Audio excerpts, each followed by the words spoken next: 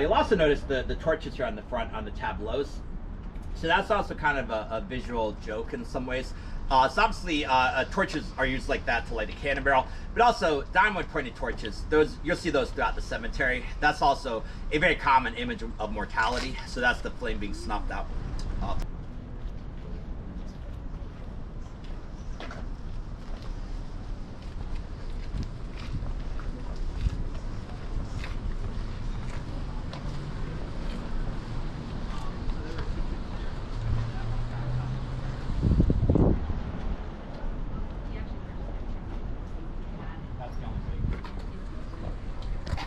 Any given tomb, if there are people still around, you probably have to track that like hundreds of.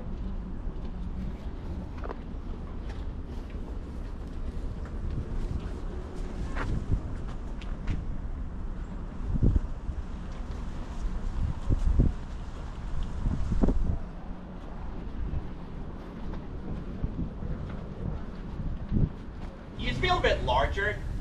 You used to actually stretch a few blocks above us. But eventually in the 1820s, the city finally opened a cemetery that was just for Protestants that was known as Girard Street Cemetery. So Girard Street Cemetery, that used to be the cemetery. But so one of the things about Marie Laveau, first of all, is there's actually been a lot of confusion over the years about exactly where she had been placed inside the cemetery. So this is what is often known as a faux Laveau.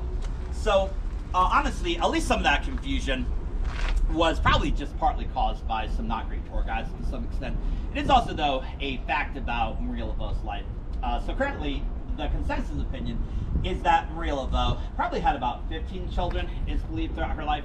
So 12 of them is believed were daughters, and maybe just to make things simpler for herself in some ways, though, it appears that Marie Laveau decided to name all 12 daughters Marie Laveau. And so that made it very confusing for a lot of people over the years. I think perhaps maybe not without some intentions on her part, but made it very confusing for a lot of people that were trying to figure out which one of them was which exactly and who was who. So a lot of people think that maybe one of her daughters might have been placed here, is how it was confused originally. So can anyone guess what you call it if you had a bunch of Marie Laveaus all at once in a room with each other? It'd be called a spell of Laveaus. Focus right here.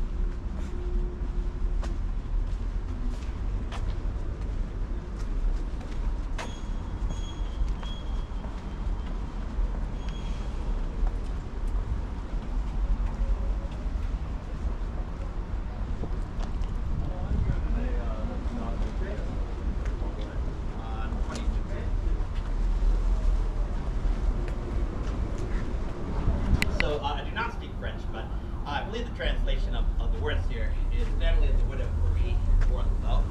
So Jacques Marie was Marie Laveau's first husband.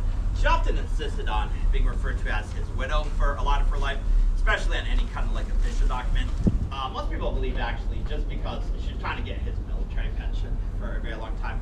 So Christophe Clapian was her second husband. That's who they did with her now. So Marie Laveau, I actually have a portrait of her. So this is probably the most famous image that was ever made of Marie Laveau. It's a portrait that's painted while she's still alive in the 1800s. So Marie Laveau, she's often known today as the Voodoo Queen of New Orleans. She's, I would say, arguably one of the more influential people who's ever lived in the city. So she had a following while she's alive, Marie Laveau, of at least a few thousand people that used to regularly attend the rituals she'd hold every year that were held just outside of the city at a place called Bayou St. John, which is basically where City Park is right now. And those are just her big public events. Her private following may have actually been a bit larger than that, what they say. And I can say from my own experience after having lived in the city now for over a decade or so, Marie Laveau is definitely one of the more revered figures in New Orleans history among locals that live here right now. So unfortunately though, that's the most I can say about her right now without any controversy. Everything else about her life is very much debated about and probably always will be. So we have a lot of stories about Marie Laveau in New Orleans, but we're not always exactly sure where all they come from. And to some extent, they can be slightly contradictory at times. So, for instance, a lot of people will often tell you that Marie Laveau might have actually got started in the city originally as something like a street performer, or you might say a street preacher. But they say that she used to dance and perform rituals in the center of Jackson Square in the quarter, while wearing on her neck, very famously, a snake that she calls Zombie. And they say that she just kind of danced in front of St. Louis Cathedral every day with a snake around her neck. And that eventually she attracted a following just kind of through her charisma, just kind of drew people in. So that's probably one of the more dramatic stories that you'll hear about how she got started. The other most common origin story, though, that you'll also hear, that's probably become more popular in my lifetime, I'd say at least. It is often said that Marie Laveau might have actually gotten started in the city working as a hairdresser or something like a beautician. And apparently she's very good at being a hairdresser, they say, very much in demand. But she also started to offer various herbal cures to her clients and things like love potions, and that's how she got started. So the most famous thing that you'll hear said about Marie Laveau around the city, it is often said that she appeared to have infernal knowledge. So they say basically that she seemed to know the secrets of everyone living in the city in the 1800s. So she knew who was sleeping in whose bed, who stole from whose employer, who was secretly somebody else's child, and that she'd often use those kind of secrets to blackmail some of the more powerful and wealthy people of the city. Not necessarily just to make money, but maybe at least just as much provide protection for herself and her followers is how they avoided being persecuted that way they said over the years. So how she gained all these secrets though, that it seemed that she knew about everyone. A lot of stories about her just kind of walking up to strangers in the street and quickly giving their whole life story back to them. How she's able to do that, you'll hear a lot of stories. So some people to this day will still say it was just purely magic. Another common explanation, though, that you'll also hear a lot nowadays, though, if this part of her life story is true at least, is a lot of people say that Marie Laveau might have actually learned a lot of secrets in the early years because she worked as a hairdresser. And they say that she just keep her ears open and listen into the gossip of all the clients and collect their secrets out that way. It's also assumed, though, that once she became well known in the city, she also probably employed a lot of informants around town, particularly among the African Americans that were living in the city, but really anybody that was poor or disenfranchised, people that worked as servants around town, they'd all just kind of keep their ears open. And they knew if they heard something good, probably a good idea to run and tell people. So the other most famous thing that you'll hear said about Marie Laveau, probably one of the more magical parts of her story, it is often said that she appeared to never age. So there are credible reports from people that would go to her ceremonies during the late 1800s when, by that point, she probably should have been in her 70s, maybe even her 80s.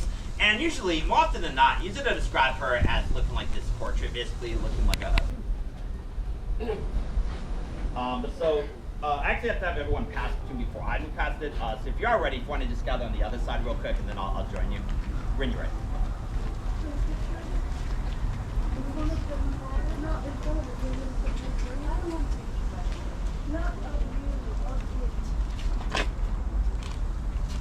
So guys, come on. Real quick.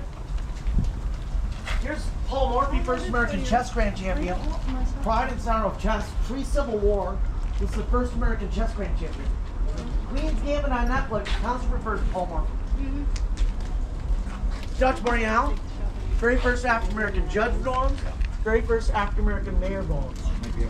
His wife just passed away, huge second line war 2 weeks ago. Whole city shook up. And of course, Marie Laveau. Again, she named her daughter after herself, Marie Galapion. 1897 is the day that her daughter died. This will be the most daughter's plaque. Ring the bell. This very dear kid. 3 X's. Well, we don't know. This is not a folklore tour. This is reality. We don't know. Somebody's signature couldn't read right. Holy Trinity. Otherwise, though, tips are always appreciated. A lot of gambling data. Also, we're going to end up later on the review sites. Always appreciate it. Going to be very important for this. Otherwise, though, hope everybody has a good time the rest of this day.